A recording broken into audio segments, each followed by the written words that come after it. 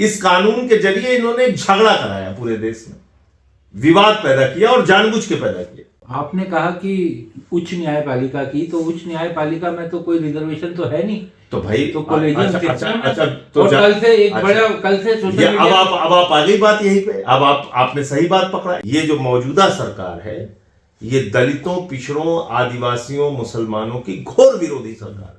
पहले हिंदू को मुसलमान से लड़ाओ, फिर हिंदू को सिख से लड़ाओ, फिर हिंदू को ईसाई से लड़ाओ, फिर हिंदू को हिंदू से लड़ाओ, जाट को गैर जाट से लड़ाओ, मराठा को गैर मराठा से लड़ाओ। यही काम इनका पूरा इस देश में रहता है। प्रभु श्री राम के मंदिर के शिलान्यास में तत्कालीन राष्ट्रपति श्री रामनाथ कोविंद जी को नहीं बुलाया क्योंकि वो दलित समाज से थे। महामहिम राष्ट्रपति श्रीमती द्रौपदी मुर्मू जी को नहीं बुलाया क्योंकि वो आदिवासी समाज से। छुआछूत, भेदभाव ये इनके मन में भरा हुआ है। और कहा कि ये कानून पूरी तरह से अस्पष्ट है, इसमें स्पष्टता नहीं है, साफ नहीं है इसमें। तो ये जानबूझ के किया ना सरकार ने, झगड़ा कराने के उद्देश्य से किया कि एक कानून बनाओ जो अस्पष्ट हो। आपकी अगर नियत साफ होती तो अब 2 कमेटी बना देते। आपकी मंशा क्या थी? झगड़ा करो और ये दिखाओ कि देखो साहब हम दलितों, पिछड़ों, आदिवासियों के कितने बड़े हितैषी हैं। प्रोफेसर्स की भर्ती विश्वविद्यालयों में खाली पड़ी हुई है। 45 वीसी आपने नियुक्त किए हैं, जिसमें से 38 वीसी सवर्ण है। आप उसमें विश्वविद्यालयों में जो नियुक्तियां करते हैं उसमें शिक्षकों की भर्ती में आप कहते हैं कि साहब ये जो है नॉट फॉर्म सुइटेबल, NFS। देश की एक बड़ी आबादी को ये समझ लेना चाहिए, किसी के सगे नहीं। ये तो एफआईआर भी हो गई भाई, मणिकर्णिका घाट एफआईआर हो गई, आपके FIR हो गई वाराणसी में मेरे खिलाफ। पूरे काशी की खूबसूरती को इन लोगों ने नष्ट कर दिया, ध्वस्त कर दिया। जो लोग आज तक अपनी डिग्री नहीं दिखा पाए, वो शंकराचार्य जी से शंकराचार्य होने का प्रमाण बन गए। सरकार का शायद ये पहला कदम होगा जिस पर मेन स्ट्रीम मीडिया खुलकर आया कि ये भेदभाव फैलाने वाला नियम। जातीय मानसिकता उभर के आ जाती है ना सामने। जाति इस देश की एक कड़वी सच्चाई है। 100 साल पुरानी, 100 साल से ज्यादा पुरानी संस्था हो गई RSS, उसमें एक भी दलित, पिछड़ा और आदिवासी RSS का प्रमुख नहीं बना। आप ठाकुर हैं। सही बात यह है कि आजादी के इतने सालों के बाद भी आज भी दलितों का प्रवेश कई बार हम देखते हैं मंदिरों में वर्जित है। मैं इस व्यवस्था को ऊंच नीच वाली व्यवस्था, मैं ये मानता हूं कि इंसान हूं, इंसान की तरह सबके साथ बर्ताव करना चाहिए।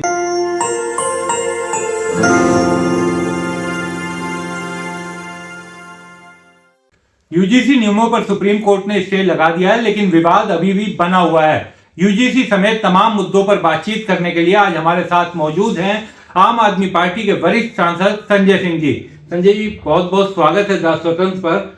सबसे पहले तो ये जानना चाहूंगा संजय जी, सुप्रीम कोर्ट ने हालांकि स्टे लगा दिया है, लेकिन किस तरह से इस पूरे मामले को देखा जाए, क्योंकि ये भी कहा जा रहा है कि सरकार खुद नहीं चाहती थी कि ये मामला आगे बढ़े। सुप्रीम कोर्ट में सॉलिसिटर जनरल सरकार की तरफ से रहे, लेकिन उन्होंने सरकार के ही कानून का, सरकार के ही नियम का कोई विरोध नहीं किया। देखिए, सबसे पहले तो आपको नमस्कार और आपके दर्शकों को नमस्कार। भारतीय जनता पार्टी के बारे में मैं ये कहता हूं कि इसका नाम भारतीय झगड़ा पार्टी होना चाहिए। पूरे देश में इनका मकसद क्या है? झगड़ा कराओ, लड़ाई कराओ, आपस में विवाद पैदा करो और नफरत फैला के अपनी राजनीति का उल्लू सीधा करो। पहले हिंदू को मुसलमान से लड़ाओ, फिर हिंदू को सिख से लड़ाओ, फिर हिंदू को ईसाई से लड़ाओ, फिर हिंदू को हिंदू से लड़ाओ, जाट को गैर जाट से लड़ाओ, मराठा को गैर मराठा से लड़ाओ। यही काम इनका पूरा इस देश में रहता है। इसी के जरिए ये वोट देना चाहते हैं। अब इस पूरे मसले को अगर आप देखें तो इसमें सरकार, पहली बात तो ये हमें समझना चाहिए कि ये जो मौजूदा सरकार है, ये दलितों, पिछड़ों, आदिवासियों, मुसलमानों की घोर विरोधी सरकार है। ये सरकार कभी उनके भले के बारे में सोच ही नहीं सकती। पहली चीज तो ये आप एकदम लोगों को ये समझ जाना चाहिए। और इसके एक नहीं, 1000 उदाहरण है। मैं आपको बता सकता हूं कि किस तरह से इन लोगों ने प्रभु श्री राम के मंदिर के शिलान्यास में तत्कालीन राष्ट्रपति श्री रामनाथ कोविंद जी को नहीं बुलाया क्योंकि वो दलित समाज से थे। इन लोगों ने प्रभु श्री राम के मंदिर के उद्घाटन में महामहिम राष्ट्रपति श्रीमती द्रौपदी मुर्मू जी को नहीं बुलाया क्योंकि वो आदिवासी समाज से हैं। तो छुआछूत, भेदभाव ये इनके मन में भरा हुआ है। तो किसी को ये गलतफहमी हो सकती है कि ये दलितों, पिछड़ों, आदिवासियों के हितैषी हैं। मुझे तो बिल्कुल नहीं है इनके बारे में। आपने एक नियम बनाया यूजीसी के अंदर और उसको लेके पूरे देश में विवाद हो गया। अब सुप्रीम कोर्ट क्या कह रहा है? सुप्रीम कोर्ट कह रहा है कि भाई दक्षिण भारतीय कोई व्यक्ति अगर है और भाषा के आधार पर, क्षेत्र के आधार पर अगर उसके साथ भेदभाव होता है तो वो कहां जाएगा? एक प्रश्न उन्होंने पूछा और कहा कि ये कानून पूरी तरह से अस्पष्ट है, इसमें स्पष्टता नहीं है, साफ नहीं है इसमें। तो ये जानबूझ के किया ना सरकार ने, झगड़ा कराने के उद्देश्य से किया कि एक कानून बनाओ जो अस्पष्ट हो। आपकी अगर नीयत साफ होती तो आप 2 कमेटी बना देते। एक कमेटी बनाते जिसमें किसी भी प्रकार के भेदभाव को आप कवर करते और एक कमेटी आप बनाते जिसमें सिर्फ और सिर्फ जाति के नाम पर हो रहे भेदभाव को आप कवर करते। एक कमेटी बना देते जिसमें भाषा के आधार पे, क्षेत्र के आधार पे या किसी भी आधार पे अगर आपके साथ कोई भेदभाव हो रहा है तो वहां लोग जाके अपनी शिकायत करें। और एक कमेटी आप बनाते जिसकी चिंता सुप्रीम कोर्ट ने पहले भी व्यक्त की थी कि जाति के आधार पर जो भेदभाव हो रहा है रोहित वेमुला जी के मामले के बाद, तो उसको एड्रेस करती वो कमेटी। लेकिन आपकी मंशा क्या थी? झगड़ा करो, विवाद पैदा करो, लड़ाई पैदा करो और ये दिखाओ कि देखो साहब हम दलितों, पिछड़ों, आदिवासियों के कितने बड़े हितैषी हैं। क्या हितैषी हो भाई आप? क्या हितैषी हैं आप? 80% से ज्यादा शिक्षकों की भर्ती, प्रोफेसर्स की भर्ती विश्वविद्यालयों में खाली पड़ी हुई है। 45 वीसी आपने नियुक्त किए हैं जिसमें से 38 वीसी सवर्ण है, बाकी दलित, पिछड़े, आदिवासी हैं। तो जो आपके हाथ में है वहां तो आप दलितों, पिछड़ों, आदिवासियों का हक मार रहे हैं ना भाई। आप कौन सी तैसी है? हाई कोर्ट में जजों की संख्या देख लीजिए, सुप्रीम कोर्ट में जजों की संख्या देख लीजिए, आपको पता चल जाएगा कि दलितों, पिछड़ों, आदिवासियों के साथ ये सरकार कैसे न्याय कर रही है और कहां उनके हितों को सुरक्षित कर रही है। तो ये लोग तो उनके हितों को मारने वाले लोग हैं। इस कानून के जरिए इन्होंने एक झगड़ा कराया, पूरे देश में विवाद पैदा किया और जानबूझ के पैदा किया कि चित भी मेरी, पट भी मेरी। तो ये कुल मिला के इनका मकसद था। कहीं से भी इनका मकसद कोई न्याय देने का नहीं होता है, इनका मकसद होता है झगड़ा, विवाद करो। आपने कहा कि उच्च न्यायपालिका की, तो उच्च न्यायपालिका में तो कोई रिजर्वेशन तो है नहीं, तो भाई तो कॉलेजियम अच्छा, सिस्टम अच्छा, है। तो और कल से एक बड़ा, कल से सोशल मीडिया, अब आप आ गई बात यहीं पे। अब आपने सही बात पकड़ा। इसका मतलब कि जहां पर इनका कोई हस्तक्षेप होगा वहां पर दलितों, पिछड़ों, आदिवासियों के साथ न्याय नहीं होना है। अगर मान लीजिए वीसी के नियुक्ति की बात आप करें, वीसी की नियुक्ति कौन करता है? सरकार। वाइस चांसलर्स की नियुक्ति तो सरकार करती है। तो 45 केंद्रीय विश्वविद्यालयों के जो वाइस चांसलर हैं उनमें 38 सवर्ण हैं, बाकी दलित, पिछड़े, ओबीसी हैं, मात्र 7। तो आपके हाथ में जो है वहां तो आपने कोई सामाजिक न्याय किया नहीं, वहां तो आपकी भेदभाव की मानसिकता खुलेआम दिख रही है। आ जाइए दलितों, पिछड़ों, आदिवासियों के जो नियुक्तियों का मामला है, आप उसमें विश्वविद्यालयों में जो नियुक्तियां करते हैं उसमें शिक्षकों की भर्ती में आप कहते हैं कि साहब ये जो है not found suitable, NFS, not found suitable category में आप ये देखने में आता है। ओबीसी के मामलों में सबसे ज्यादा होता है। हाँ। 80% से ज्यादा वहां पे आप आरक्षण खा के बैठे हुए हैं। जो दलितों, पिछड़ों, आदिवासियों की जो वैकेंसीज हैं वो खाली पड़ी हुई हैं, बैकलॉग है उनका। तो ये आप बताइए ना कि जहां पे आरक्षण की व्यवस्था नहीं है वहां भी आप आंकड़ा देख लीजिए कि उनके साथ न्याय नहीं हो रहा है, दलितों, पिछड़ों, आदिवासियों के साथ। और जहां पर इनका हस्तक्षेप सीधे तौर पे है वहां भी आप देख लीजिए कि किस तरीके से उनके हक मारे जा रहे हैं। तो इसलिए मैं ये साफ तौर पे कहना चाहता हूं कि पूरे देश के अंदर देश की एक बड़ी आबादी को ये समझ लेना चाहिए, किसी के सगे नहीं है, ये किसी के भी सगे नहीं है। ये मंदिर तोड़वा रहे हैं अपने ठेके धंधे के लिए। तो एफआईआर भी हो गई भाई, मणिकर्णिका घाट आप सोचिए, एफआईआर हो गई आपके, एफआईआर हो गई वाराणसी में मेरे खिलाफ। मणिकर्णिका घाट पर इन्होंने मणि तोड़ दी।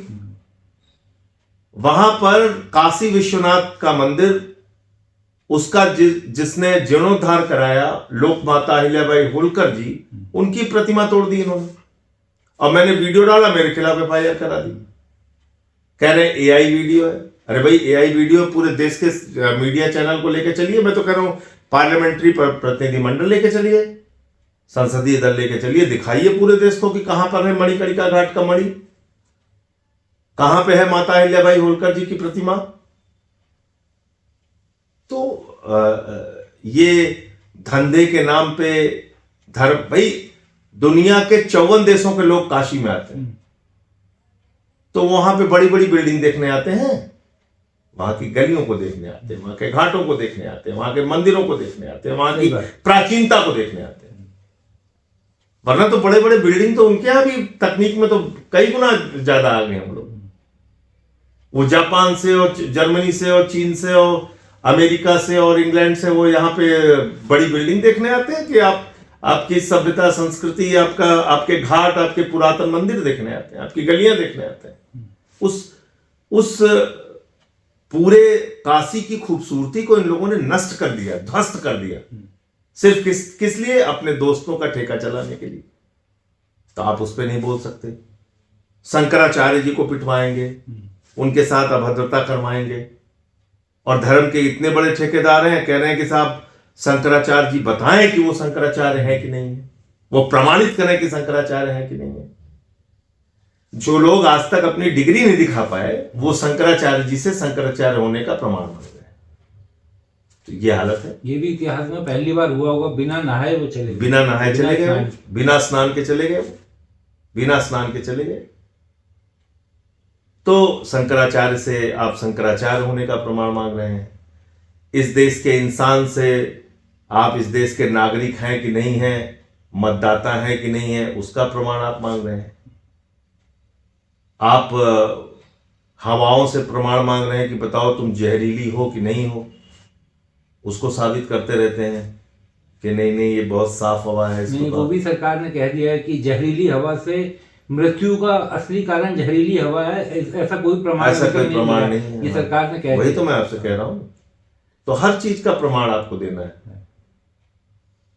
संजय, फिर से एक बार एक सवाल मैं आपसे यूजीसी वाले मसले पर पूछता हूं कि नोट से प्रमाण मांग रहे हैं कि तुम कमजोर हो कि नहीं हो, तो ये हर चीज आपने देखा होगा कि इस वाले पूरे मुद्दे पर, यूजीसी वाले मुद्दे पर मेन स्ट्रीम मीडिया ने एकदम खुल के इस नियमावली के अगेंस्ट लाइन ली कि ये बड़ा भेदभावपूर्ण है। सरकार का शायद ये पहला कदम होगा जिस पर मेन स्ट्रीम मीडिया खुलकर आया कि ये भेदभाव फैलाने वाला नियम है। तो मीडिया में ये जो बदलाव आया, तो वो जातीय मानसिकता उभर के आ जाती है ना सामने। जाति इस देश की एक कड़वी सच्चाई है, और मैं बार बार इस बात को कहता हूं कि ये वो संस्था है जिसने आज तक आरएसएस में एक भी प्रमुख दलित, पिछड़ा, आदिवासी नहीं बनाया। 100 साल पुरानी, 100 साल से ज्यादा पुरानी संस्था हो गई आरएसएस, उसमें एक भी दलित, पिछड़ा और आदिवासी आरएसएस का प्रमुख नहीं बना। और इस पूरे कवायद का एक ही मकसद था, झगड़ा कराना। वरना तो बहुत आसान सी चीज थी, 2 कमेटी आप बनाते, एक कमेटी में आप पूरे हर तरह के भेदभाव को आप कवर करते, और एक कमेटी में सिर्फ जाति आधारित भेदभाव जो हो रहा है उसको आप कवर करते। लेकिन जातीय भेदभाव तो, यानी अगर हम मीडिया की कवरेज देखें तो लगता है कि उससे बहुत आगे देश निकल गया, लेकिन हकीकत है कि जातीय भेदभाव तो है। इसका सबसे बड़ा उदाहरण कि प्रधानमंत्री, उनकी जाति सरेआम बताई गई कि वो तेली है, ये बोला गया। और जो नारा जेएनयू में लगा था, जिसके लिए कहा जाता है कि अमित शाह जी ने, गृह मंत्री ने सदन में बोला कि प्रधानमंत्री जी को लेकर नारे लगाए, वो नारे भी लगाए गए, किसी के खिलाफ कोई कार्रवाई नहीं की गई। वो भी नारे लगाए। और अगर यही नारा ओबीसी या पिछड़ा या दलित कोई लगा देता या मुसलमान लगा देता तो अब तक यूएपीए में बंद हंगामा कर रहे होते। यूएपीए नहीं, उसको तो फांसी पे चढ़ा रहे होते। तो ये सब एक सोची समझी साजिश के तहत ये सब किया गया, झगड़ा लड़ाने के उद्देश्य के तहत ये सब किया गया। बहुत से लोग ये भी कह रहे हैं कि जिस तरह से ओबीसी समाज, पिछड़ा समाज, दलित समाज जो सबसे ज्यादा प्रभावित है इस सरकार से, उसमें सेंधमारी की नियत से सरकार ने ये किया। हाँ, कोशिश तो इनकी यही थी, लेकिन उसमें इनको फायदा नहीं हुआ, बहुत जल्दी एक्सपोज हो गए, ये खुल के सामने आ गए। तो इसलिए ये एक्सपोज हो गए। कोशिश इनकी थी कि दलितों, पिछड़ों, आदिवासियों में थोड़ा सेंधमारी की जाए इसके माध्यम से, लेकिन उसमें ये कामयाब नहीं हुए, ये बेनकाब हो गए कि इनका मकसद दरअसल झगड़ा कराना था। संजय जी, मैं बड़ी धृष्टता के साथ और माफी के साथ आपसे सवाल पूछ रहा हूं, क्योंकि आपको आपकी जाति क्योंकि सच्चाई है, आप ठाकुर हैं, लेकिन इस बार मोदी जी के खिलाफ जो बोलने वाले लोग, जो नाराजगी जिनकी सबसे ज्यादा मुखरता से निकली, इनके सबसे कोर वोटर ठाकुर, पंडित, जो उतने भी सामान्य जाति के लोग थे, वो सब सामने आए। तो आपको लगता है देखिए, लोगों को में भी कोई असर गया जो कोर वोटर थे? मैं सबसे यही बात कहता हूं कि आप न्याय की बात करो, सही बात करो, सच्चाई क्या है उसको खुली आंखों से देख के आप उस पर पर्दा मत डालो। सही बात यह है कि आजादी के इतने सालों के बाद भी आज भी दलितों का प्रवेश कई बार हम देखते हैं मंदिरों में वर्जित है, उनके साथ भेदभाव किया जाता है। पासी समाज के एक बुजुर्ग को मंदिरों पर पेशाब चटवाई गई सीढ़ियों पे। हमारे काकोरी का मामला है, लखनऊ का। यही बुलंदशहर में एक दलित को सीआरपीएफ के जवान थे, अपनी शादी पे घोड़ी पे नहीं बैठने दिया गया, कथावाचक की चोटी काट दी गई उधर एटा इटावा का जो मामला हुआ था।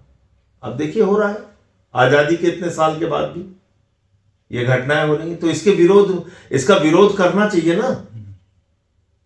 तथाकथित जो हमारी सवर्ण जाति के लोग, जिनको हम तो वैसे ऊंच नीच मानते नहीं, लेकिन अगर आप, मैंने आपसे पहले, हाँ, इसीलिए मैं कह रहा हूं कि मैं इस व्यवस्था को ऊंच नीच वाली व्यवस्था, मैं ये मानता हूं कि इंसान हूं, इंसान की तरह सबके साथ बर्ताव करना चाहिए। भेदभाव क्या है भाई? एक व्यक्ति किसी ठाकुर साहब के घर में पैदा हो गया, वो ठाकुर हो गया। एक बच्चा किसी ब्राह्मण के घर में पैदा हो गया, वो ब्राह्मण हो गया। एक बच्चा किसी दलित के घर में पैदा हो गया, वो दलित हो गया। तो जो बच्चा दलित के घर में या ओबीसी के घर में, उस बच्चे का क्या अपराध है? उसके साथ क्यों आप भेदभाव कर रहे हैं भाई? उसका क्या अपराध है? उसको बगल में बिठाएंगे नहीं, उसके साथ खाना नहीं खाएंगे, उसके साथ पानी नहीं पिएंगे, उसके साथ अभद्रता करेंगे, उसकी चोटी काट लेंगे, ये क्यों है? इसमें उस बच्चे का क्या अपराध है? तो मेरी तो लड़ाई हमेशा इस बात को लेकर रही है कि ये भेदभाव की व्यवस्था हमारे समाज को कभी भी आगे नहीं ले जा सकती, और नफरत की राजनीति से तो दुनिया के किसी देश का भला नहीं हुआ, तो हिंदुस्तान का भी भला नफरत की राजनीति से नहीं होगा। ये वही नफरत करने वाले लोग हैं जिन्होंने हमारे राष्ट्रपिता महात्मा गांधी की हत्या कर दी। अभी कल वो तारीख बीती है, पुण्यतिथि की, राष्ट्रपिता महात्मा गांधी की। ये वही लोग हैं, ये वही विचारधारा है जिसने गांधी जी की हत्या की। तो इस नफरत की विचारधारा को पहले मारना होगा, तब हिंदुस्तान एक खूबसूरत देश और विश्व गुरु या विकसित भारत, जो भी कल्पना आप करते हैं, तब उस रास्ते पे आगे बढ़ पाएगा, वरना नहीं बढ़ पाएगा। आप नफरत को मारने की बात कर रहे हैं। बीजेपी शासित पूर्वोत्तर राज्य के एक मुख्यमंत्री हैं, वो तो खुल के मुसलमानों के बारे में उन्होंने बोला कि अगर वो 5 रुपए मांगता है तो 4 रुपए दो। देखिए, ऐसा है, ये लोग जो ऐसी बातें बोलते हैं, इनसे ये पूछिए कि इस देश के 80%, 85% हिंदुओं के साथ तुम क्या कर रहे हो? क्या उनको तुम महंगाई से नहीं मार रहे हो? क्या उनको तुम अशिक्षा से नहीं मार रहे हो? क्या तुम उनको बेरोजगारी से नहीं मार रहे हो? क्या तुम उन 80-85% हिंदुओं को जहरीली हवा नहीं दे रहे हो? क्या तुम उनको गंदा पानी नहीं दे रहे हो? आपने उनकी जिंदगी बद से बदतर कर दी और अभी भी समझाते रहते हो हिंदू मुसलमान। जाके देखिए आप वाराणसी में 80% से ज्यादा घर किसके तोड़े गए हैं? वहां पे हिंदुओं के तोड़े गए हैं। मैं आपसे कह रहा हूं, जिम्मेदारी से कह रहा हूं, किसकी कॉन्स्टिट्यूंसी है? भारत के प्रधानमंत्री की कॉन्स्टिट्यूंसी। हिंदू की बात करते हैं लोग, जाके बनारस में आप देख के आइए। मैं आपसे कह रहा हूं 80% से ज्यादा वहां पे हिंदुओं के घर तोड़े गए हैं, उनकी दुकानें तोड़ी गई हैं, उनके मकान तोड़े गए हैं। तो ये क्या है? 4 ठो अब्दुल रहमान रियाज का घर तोड़ दिया, बेटा लड्डू बांटो, मौज मनाओ, देखो हमने मुसलमानों का घर तोड़ दिया, और 80% 85% हिंदुओं को जमींदोज कर दो। ये हो रहा है। महाकुंभ होगा, अरे भैया हम तो सफाई कर्मियों का पैर धुलेंगे, उसके बाद जाके उनकी झुग्गियां मेरे अपने शहर में सुल्तानपुर में तोड़ डाली, सफाई कर्मियों की झुग्गियां तोड़ डाली। आपको अंदाजा है कि एक गरीब आदमी कितने मुश्किल से अपनी झुग्गी बनाता है, अपना छोटा सा घर बनाता है, तुम कहते हो सबको पक्का मकान देंगे, तो जहां झुग्गी है वहीं पे मकान बना के दे दो उनको। वहां तो अपने दोस्तों को धंधा कराना है आपको। आपने धारावी बेच दिया पूरा। आप पूरा देश इस तरीके से खाली धंधे के नाम पे गरीबों को उजाड़ते जाएंगे, मारते जाएंगे, वो तो ठीक नहीं है। तो इसलिए जो आप बता रहे हैं इन मुख्यमंत्रियों की और भाजपाइयों की, अब इनकी किसी भी बात पर यकीन करना अपने लिए गड्ढा खोदने के समान है। ये नफरती लोग हैं, ये हिंदुस्तान का कोई भला नहीं कर सकते, और ये किसी के सगे नहीं है, ये भी आप जान लीजिए।